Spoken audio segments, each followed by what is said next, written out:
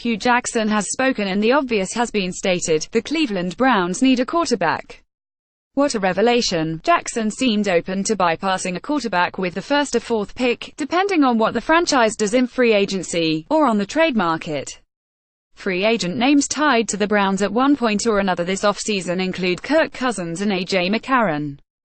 However, more than a few writers and fans have kicked around the idea of making a trade for Super Bowl MVP Nick Foles, who is under contract for one more year in Philadelphia. Here's what Jackson said about drafting a quarterback with either the first or fourth picks, via NJ.com. Would we have to? I would hope not. I would hope there's other things. There are going to be other opportunities, as we all know. We have free agency right upon us as well. We also have opportunities of the quarterbacks that are on our football team right now.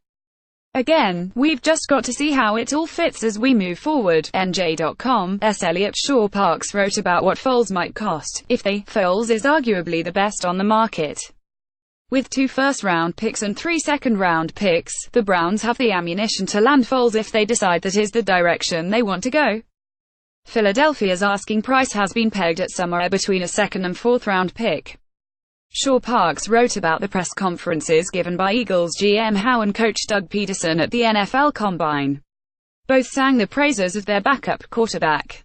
Shawparks contends that if it was the goal of the two men to drive up the asking price for Foles, well, then mission accomplished. It's hard to see Cleveland dealing a second-round pick for Foles, especially since he has just a year left on his contract. Despite leading Philadelphia to victory over Tom Brady and the Patriots, it's unlikely the Browns view Foles as someone they'd want to acquire, and then sign to a contract extension. It's also worth noting the headline on Cleveland.com's story from Jackson's press conference. Hue Jackson's like it's QB all the way at no. 1 reads the story, written by Mary Kay Cabot. Writers don't usually write their own headlines, but Cabot's story meshes with what Shawparks wrote.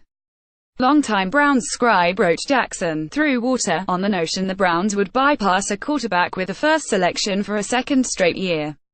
McCarron is looking more and more like the best option once teams are allowed to meet with players. Starting March 12, all he'll cost his money, and with $110 million in cap space, the Browns have plenty of it.